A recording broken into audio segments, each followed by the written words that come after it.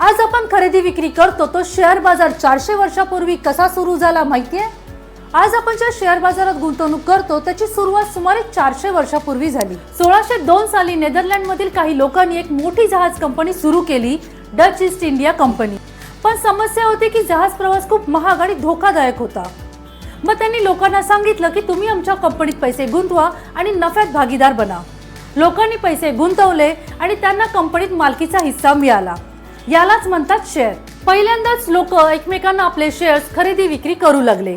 अशा प्रकारे तयार झाला जगातील पहिला शेअर बाजार, एम्स्टरडॅम स्टॉक एक्सचेंज। 1875 मध्ये मुंबईत native share and stock brokers association सुरू झाली। काही दलाल वडाच्या झाडाखाली बसून शेअर्सची खरेदी विक्री करत होते। नंतर यालाच नाव मिळालं बॉम्बे स्टॉक एक्सचेंज म्हणजे BSE।